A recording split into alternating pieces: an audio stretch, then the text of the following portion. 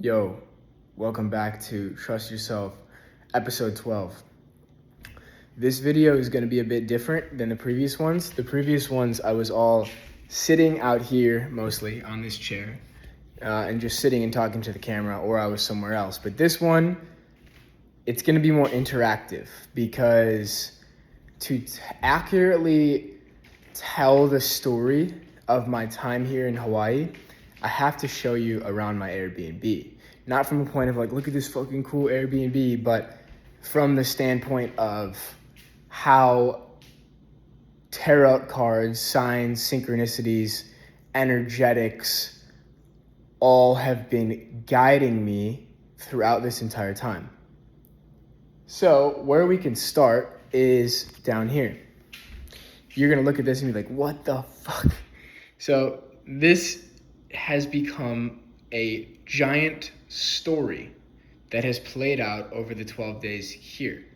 Now, where we can start is with this card, the Ace of Wands. So, can I flip the camera here? No, I can't. The Ace of Wands. So this Ace of Wands was actually the card that gave me the clarity to do this 12 video series. So the Ace of Wands, to me, what it meant was with one swing of a wand or with one wave of a wand, one action, one decision, everything else, all these other dominoes fall into place. And so this video series, this 12 video series called Trust Yourself, has become that Ace of Wands where it's like I've had to record each video once. I put out the series once, and now what manifests from this is going to be much greater than just recording a video series seems on the surface. And so what I mean by that is the book I've been writing, stopping writing, stopping writing, Trust Yourself, ends up being based on the foundation of this video series. Now I have 2 times 12. I mean, I might have like 15 to 20 hours of video content of me talking about my life story and how I've learned to trust myself and my life philosophy and everything that's happened in my life. Now I have that all in video content that I can transcribe. That's the foundation of that book. And I have a friend that might be helping me with actually packaging that all together too. And so some other things that have come from this video series are old friends, people texting me, watching it, being like, yo, I learned this, or like, dude, this is so cool, or just like other old friendships and connections being kind of revitalized, or just like a quick drop in with like a friend from Thailand or a friend from San Francisco in college. Like all these little connections, they aren't really little because they're really important to me, but all these connections get rekindled because, you know, one person watches the video and it gets me thinking about people, or I send them a voice note. And so that has been super, super magical. So that was the Ace of Wands. And now I'm not going to go through all the other cards and tell the entire story, but what I will say is because I have been so tapped into the flow of life and like I see the right card at the right time and it prompts me to say the right thing at the right time. So this was the first card I pulled in this Divine Masters deck. And so this card, this open channel, signs, codes, downloads, sacred information, that prompted me to first like do a few day fast when I got here. And so I got super clear. And for the rest of the time, it has felt like I am just tapping into the collective consciousness and moving to the right place at the right time. So I guess where I can go from here is on a plane ride here, I was sitting next to this woman, and I was pretty much in my own flow state the whole time. I was like really scheming up the vision of transcendence and doing some writing and other creating.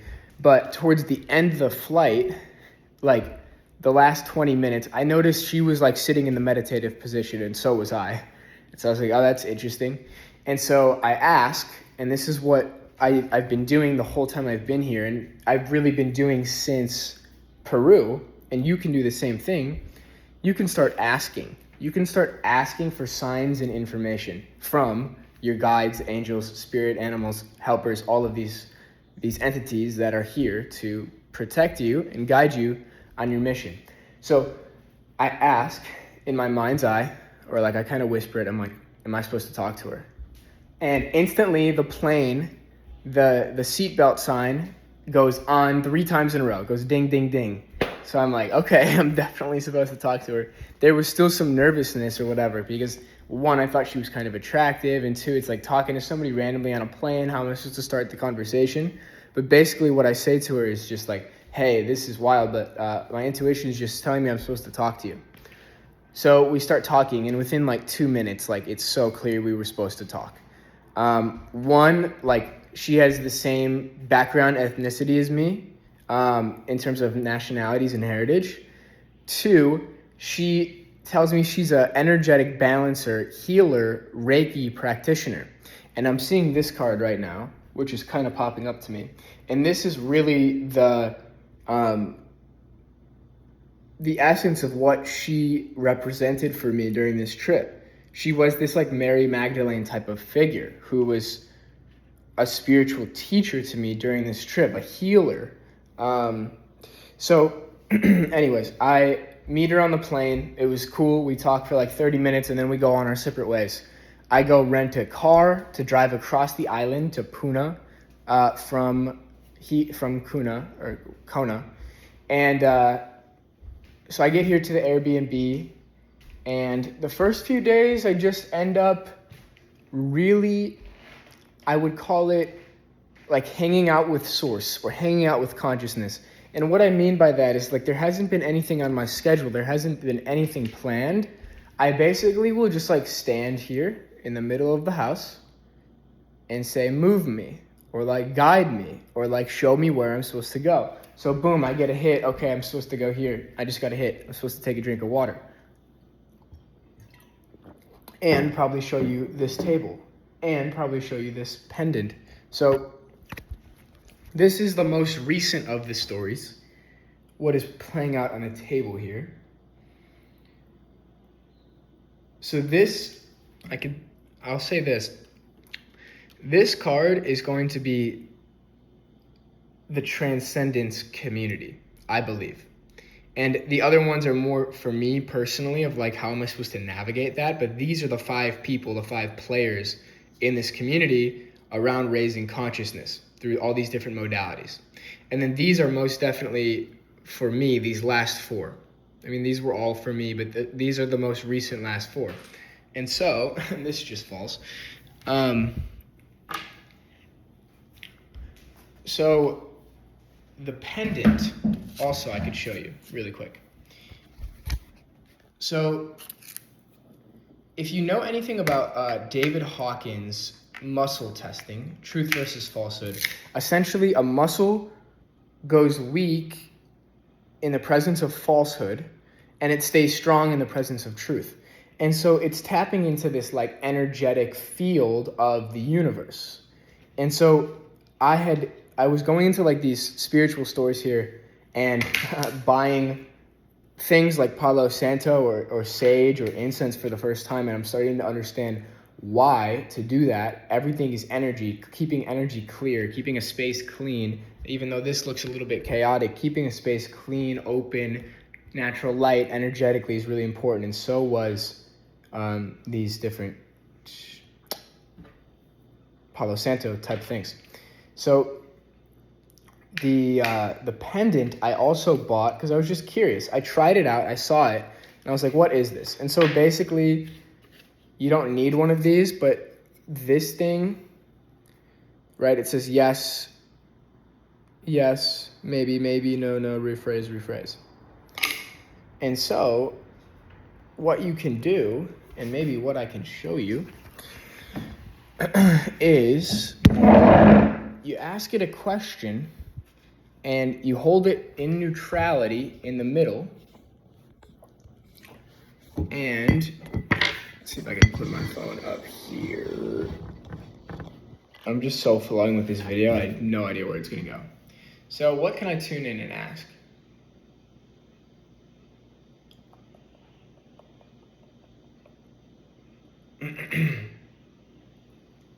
All right, we'll just try this. Is my name Jack Moses?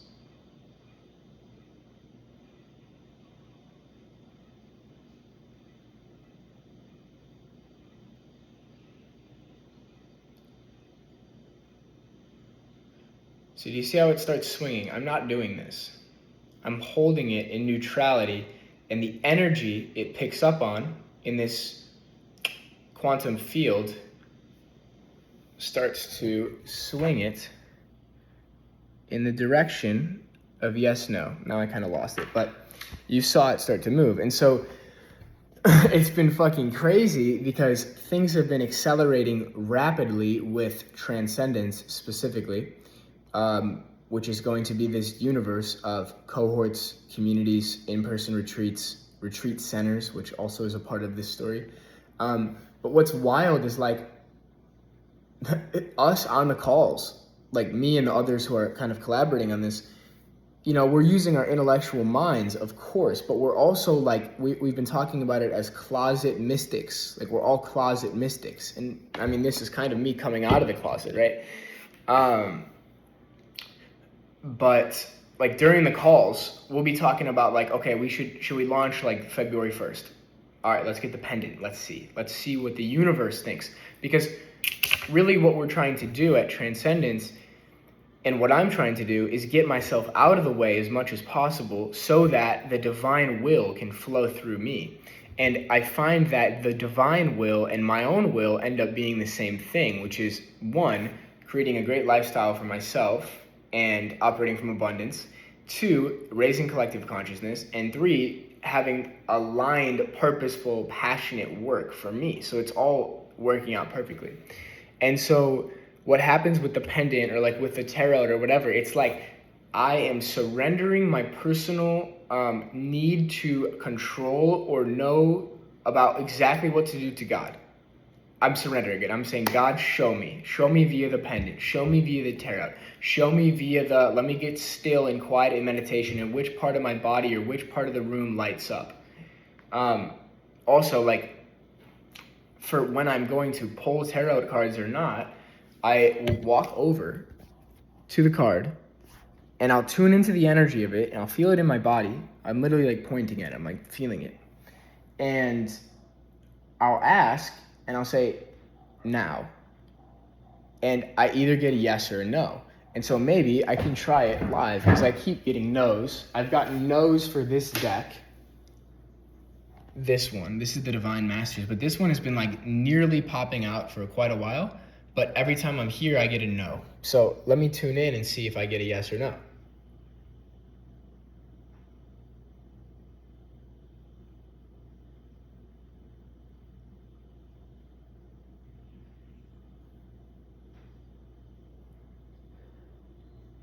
I get a no. It's not time, and that's okay. I'll know when it is time because I'll get a clear yes in my body, or I'll get a clear like little push on the back or whatever it is. Or maybe it is time, hang on. This is interesting because I've never done it with an observer.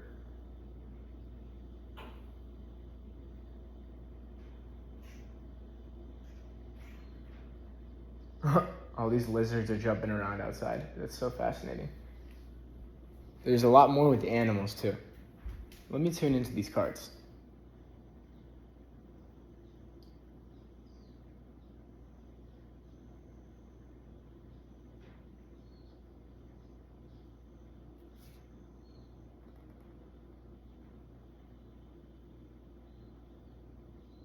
No, it's not time. And how I knew it was just not time was, I'm gonna go outside though. How I knew it was not time was I got a fly. A fly literally flew right over the cards. So I think that's a good transition point to the animals of this 12-day journey. And I know I probably lost a lot of people right now. Maybe you're still here because you're like, what the fuck is this guy talking about? I understand completely. So this lizard is kind of hiding from me right now, but let me show you him. Hey. Where'd he go? He keeps running away from me. That's okay. So, essentially what I've realized out here is every animal or bug or bird or whatever that I see outside symbolically represents somebody or some type of energy in my life. And so the most prominent one that comes to mind, because I see another lizard right here, is it has been really interesting for me because I have had an aversion to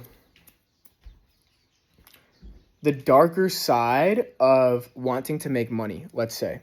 Like I haven't, like, as I've ascended on this spiritual journey more and more, I have wanted to um, be around that energy less, and there's been an aversion to it. And so there's actually been some fear with it, like fear of money, fear of like the darker side of humanity, the darker side of the human ego.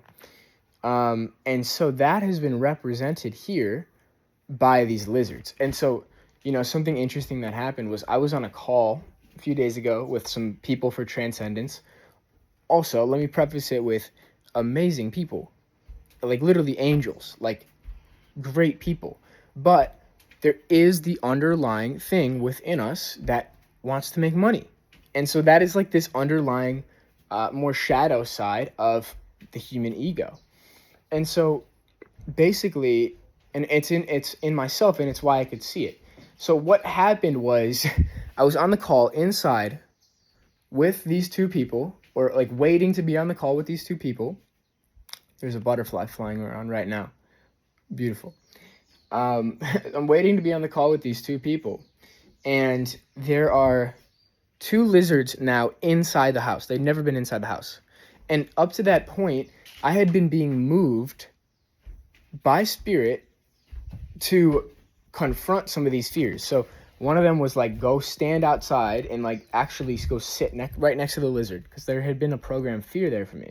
And so I became more comfortable sitting next to the lizard, and I go back inside, and now there's two lizards sitting right next to me during this call where we're talking more about money.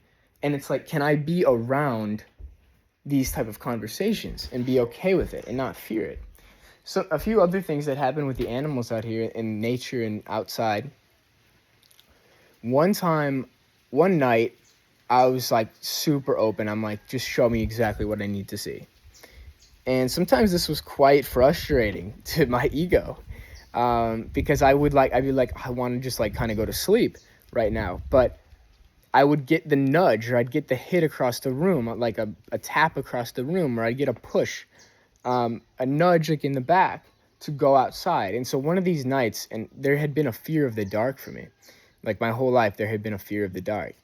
And I go outside, and it keeps moving me further and further out. It keeps moving me out to the street. Then it moves me out here. Then it moves me out to a walk. And it's like midnight or like 2 a.m. And once I would go out, I'd be a little scared. And then I'd surrender into it. I'd sit and surrender into the fear. And I felt like out of the entire trip, I felt the most overwhelming love and gratitude for life. And I felt like the love of God overwhelm me as I stepped out into that fear and felt I'm divinely safe and divinely protected. And it was absolutely beautiful and absolutely magical.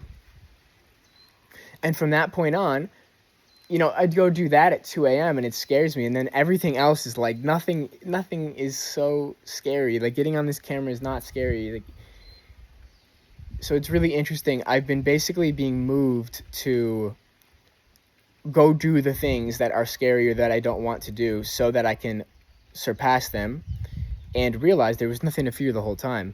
I was moved yesterday to I went to this little hike, this little like beachside hike, and I was moved to go into this cave, deep into this cave. And I was like, fuck, I don't want to do this, but okay, I'm gonna trust it. I'm gonna trust it. And I realized I'm always good. I'm always safe. I'm always protected in reason, right? It's not being reckless, but it's being calculated and just going to the edge, pushing the edge.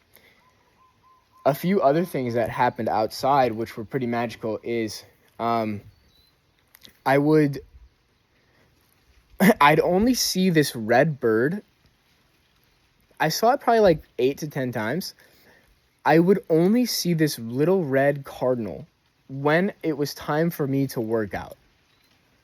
And what that represented was the school I'm going back to play football at, Illinois Benedictine, is they're called the Eagles, but they're red. Their team is red. And so that symbolically for me meant red equals sports. Red equals football. It's this part of my life which right now in Hawaii has not been super relevant or prevalent. I've been mostly writing, creating, building, surrendering, like being really open, not having any obligations. But when I would see this red bird, it meant, okay, it's time to go work out. And then I'd go run, or I'd go to the park and do pull-ups, or I'd run around out here. And like, I could show you, this backyard became like my playground in a way, over these past 12 days. And I would like run around like a little kid, like acting like I was playing imaginary football, imaginary quarterback, running around these trees, doing training, picking up rocks, throwing rocks. And it was super fun. And it was always the red bird that would precede me wanting to do that. Then I would see a bee. A bee represented music for whatever reason. It just clicked in my mind. Oh, bee represents music. And I just saw one recently. So it makes me excited to like go and listen to music once this is over on my drive as I get ready to leave Hawaii today. So this also brings me right over here. I'm literally surrender experimenting on this video to this coconut. So here's why this coconut is relevant. So the other day I saw the red bird again. Like I stepped outside for a second and I saw him fly right here. And he flew like right beneath this coconut tree. And so I was like, oh, okay, cool. I can like maybe get creative and I can pick up a coconut and like act like it's a football and basically like do training with it, like run around, do training with the coconut. And what happened is I pick up the coconut, I start walking back, I take 2 steps, and from this tree right here, a new coconut drops right to the ground, right when I do that. And it was like God gifted me this coconut. And so this was the coconut. Now, I tried to get it open and I couldn't get it open, which was like kind of frustrating, but I couldn't get it open. But you can hear there's literally coconut water in there, and another one just fell here. So this was like that was a sign of like, okay, it's good to drink coconut water, 1, and 2, like, wow, like it's all connected. And that had been happening the whole time. So I'm going to go back inside and then pick back up to a relevant part of the story, which I feel is the woman I met on the plane. And her name is Christina. So what happened with Christina was we went our separate ways. She went to a retreat center, but she ended up being the only person at the retreat center. And like she got this free stay, but this guy was kind of like weird. And so she was texting me about it. She's like, I just like don't really feel safe. I don't know what to do. And so one day I wake up and I start getting all these signs. The first being, there's a few. They're kind of all scattered. But the first being this card, which was reversed. It was this shamanic healer reversed card. It was like, interesting. Because this woman was like a shamanic healer. And then there's an eagle here. And she mentioned later she kept seeing eagles in her visions. And I would too. And the vision was like, I'm coming and like swooping in and like saving her essentially. I also saw some around like, where is it?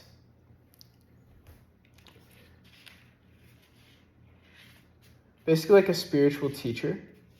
And like she was supposed to be some type of teacher for me. So maybe it's this one. Spirit mentors and teachers. So I get this one.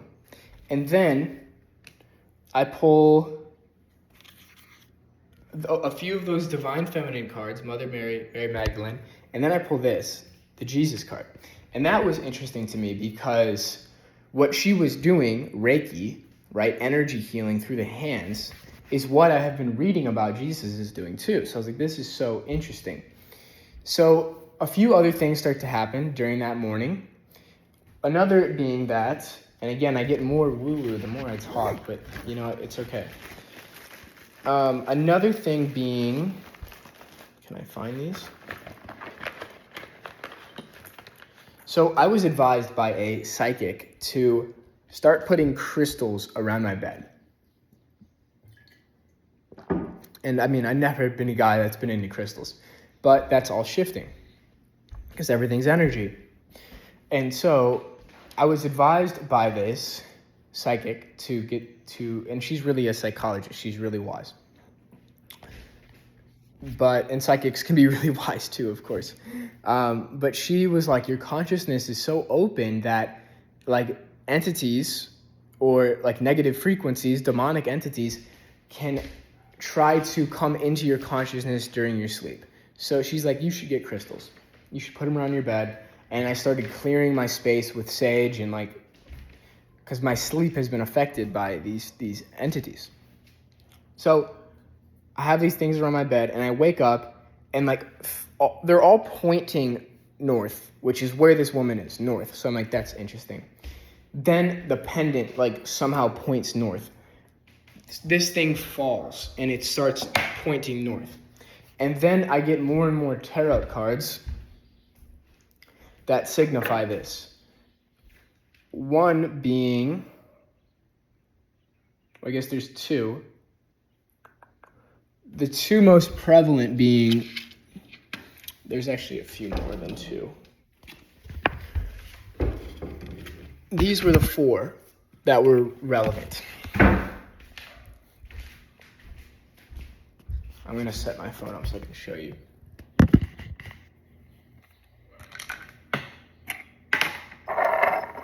Okay. So these were the few that I saw that prompted me to be like, whoa, what's going on here? So it was reversed temperance, which is like patience. That was reversed. So it's like, okay, it's not time to be patient. And then reverse strength. It's not time to be strong. So I saw those two. And then I saw this one. Like a woman tied up, right? I'm like, what the fuck is going on? And so I also had seen this one a few days prior.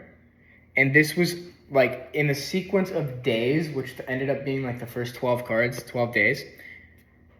This one was like day 7. And so this was the same day. So this was Saturday, last Saturday, a week ago. And I was feeling the call to go to this volcano and explore. So I go to the volcano and I'm on the way and I'm texting her. I'm like, you need to make a decision. I also got the King of Swords, which is like clarity, decision-making, cutting through the noise. So I get that and I text her. I'm like, listen, because she's like, doesn't know what to do. I'm like, listen, you just need to tell me, like, should I get you or should I not? And so it ends up being that I do end up picking her up in Hilo, in the downtown. This dude just like kind of drops her off and leaves her. And I'm like, what the fuck?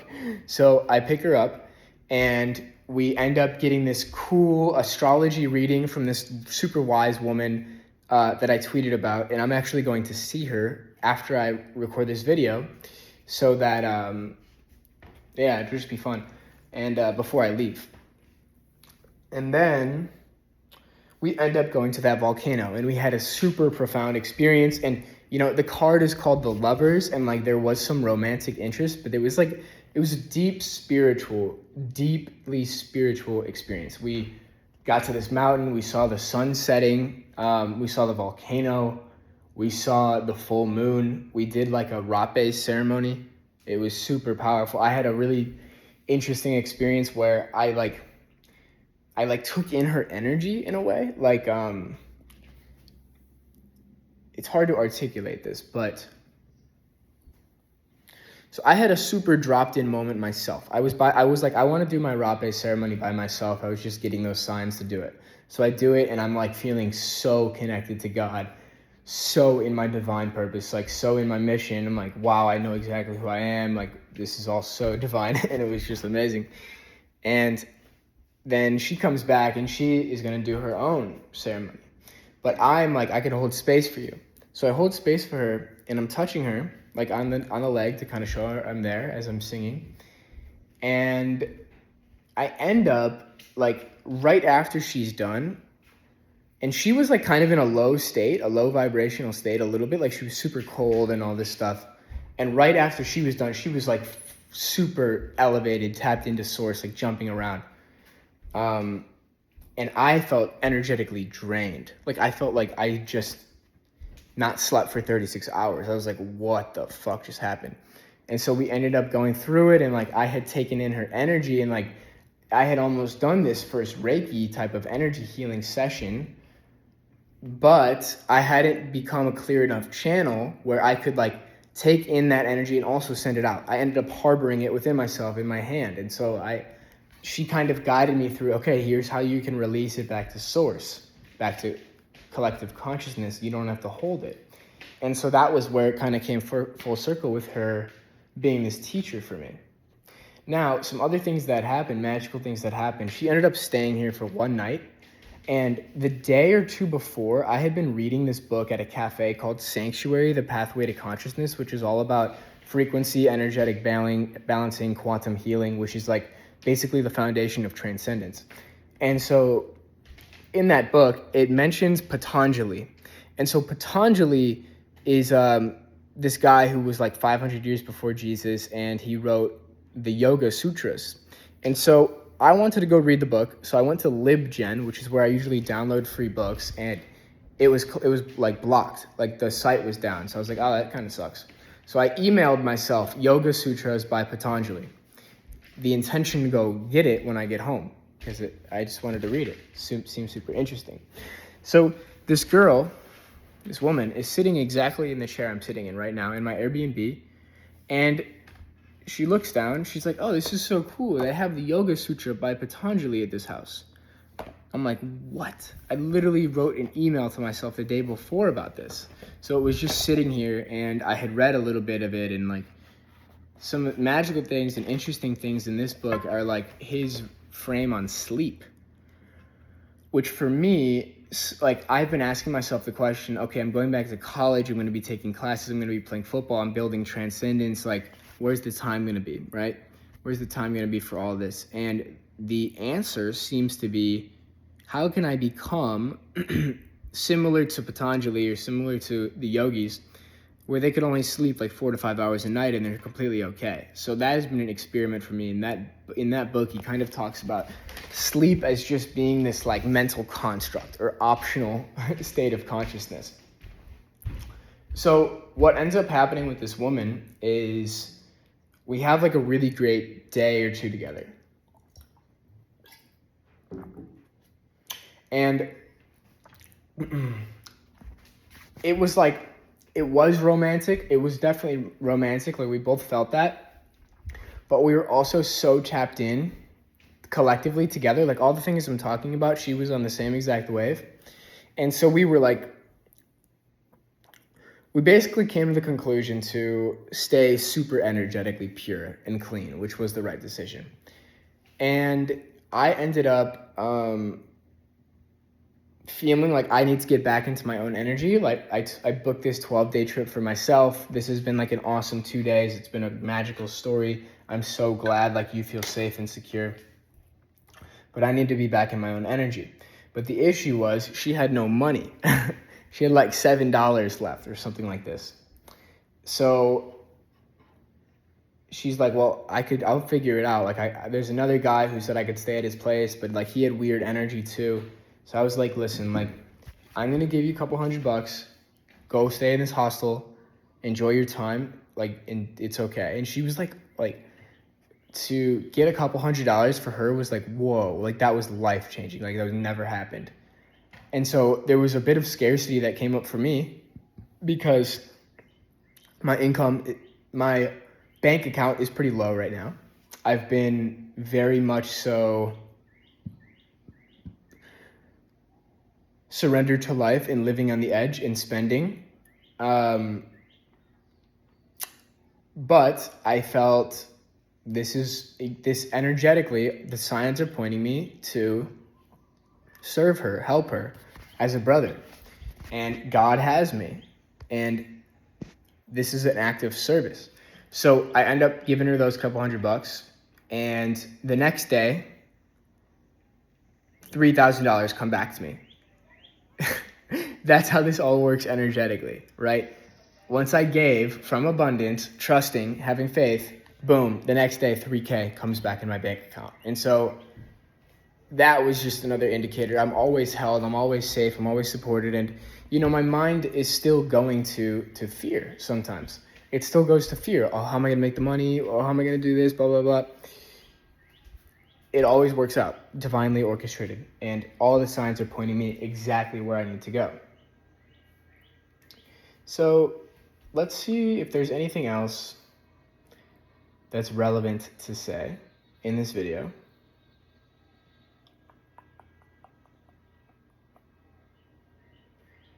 I think it's about good.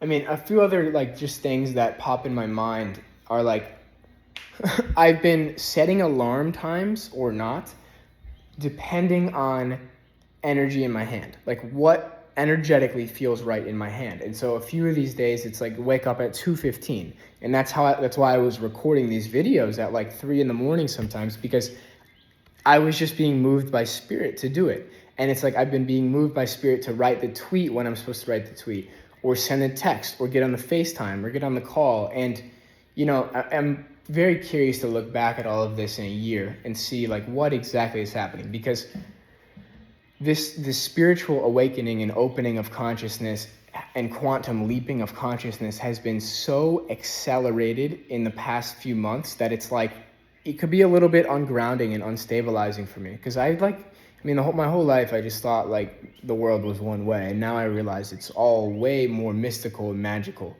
than I ever could have imagined. There's a quote by Niels Bohr, this quantum physicist, and he's like, if you like, it's almost impossible to learn about like the true nature of quantum physics and not be absolutely mind blown, or something like that. And all these things that I'm tapping into, the cards, the pendant, the signs, the angels, it's all synonymous with quantum physics, and it's all synonymous with all these parallel universes and choosing the highest universe in each time. And there have been times here where I didn't. There was a time here where I was moved to get in my car and go driving, and I was like, I don't know where I'm going. And so I get in the car, I go drive, I end up at this beach, and I'm like sitting on this rock overlooking the beach, and like there's a kid probably like 100 meters away. And I was getting the hit, go talk to him, go talk to him, go talk to him. And I didn't. I don't know why. I was scared. I was fearful. I didn't know why I was supposed to go talk to him. And so I chose not to listen in that moment. And I got a horrible stomach ache for like 10 minutes. And I was transported into a lower astral, basically. I was transported into a lower timeline, which shaped the rest of the time here. Now, it was still super magical. That lower timeline led me to come back home and then say, okay, I'm gonna go treat myself to some Thai food. So I started driving to go get Thai food, and there's a girl sitting on the side of the road, hitchhiking in a dress that I'd seen earlier that day. And I was like, okay, I'm seeing her twice. I'm just gonna pick her up, fuck it. And her name was Miranda. And I had just pulled this card, Rama and Sita, romantic connection, blah, blah, blah. So I was like, oh my goodness, this is crazy. So her and I had a pretty cool connection. She took me to dinner. We were going to the same dinner spot. That was the magic of it. She was going to the same Thai place I was, and meeting another friend named David, who also like becomes a prevalent part of this adventure in Hawaii. So I basically transported from the angelic astral, which was what it felt like it was going to be if I was going to go talk to that kid. But I decided to not answer the call, so I got transported into this different plane. And I end up picking up this girl named Miranda. And of course, it's all divinely orchestrated. It's all happening perfectly. But we go to this Thai place, and on the way there, I tell her about all this. And she's like able to hold it, and she's able to listen. I'm like, wow, this is crazy. And so there was a little bit of romantic interest, potentially. There probably was, but I don't know. It ended up not feeling aligned. So we go to dinner. We talk to David. I get the feeling I'm supposed to ask him the question, like, what's your highest excitement in life? And he's like, sometimes I get these visions of like these goddesses at this like regenerative, futuristic retreat center. And I'm like, whoa. He's like, I'm like, dude, that's so interesting. So that night, he has 14 acres here in Hawaii, and he's looking to sell them, or he's looking to partner with people to build something. So that night I end up like going with Miranda to this hot spring, like on a volcano, basically on like lava rocks. And like we end up swimming in the hot spring under the stars, and it was like super fucking awesome. And like it was skinny dipping, and I'd never gone skinny dipping in my life. That was really cool. So she was like this soulmate type of connection from the standpoint of her level of freedom and her level of like just being so open to life and like so open with herself. And that was really, really fun and really liberating. I did cut my foot though, which was like a little bit of a wink or a nudge of like, you know, this is not 100% highest timeline, but it's okay, because it opened up me meeting David. And then the next day I go tour his property, and we end up getting a dinner and dropping in super deep, and that was a really cool experience. But it was an alternate timeline. Let's see if there's anything else here that I've written down over the past 12 days.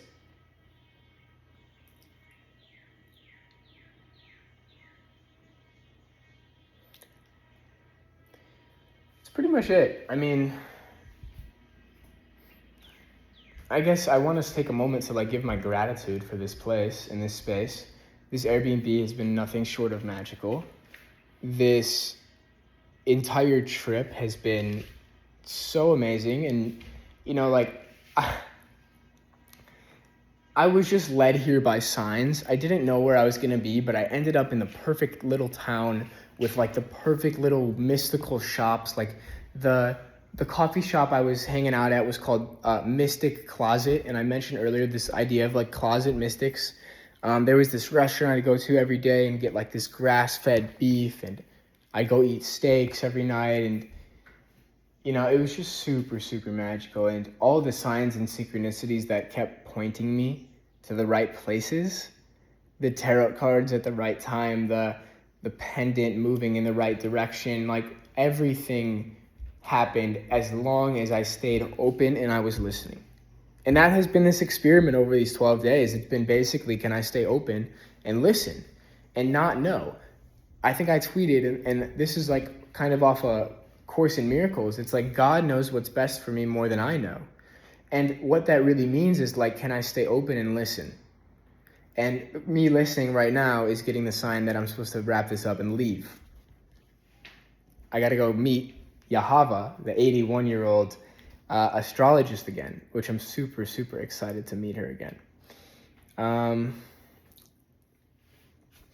yeah, with that, I also want to say my gratitude to you for watching this whole series. If you've made it to this last video 12, I know this one was really different. It was kind of all over the place, spiraling, just like all these cards and all this stuff. But I had to show. It feels like a part of my purpose is to show all of these things that many people do, but not many people talk about. So with that, thank you so much for watching.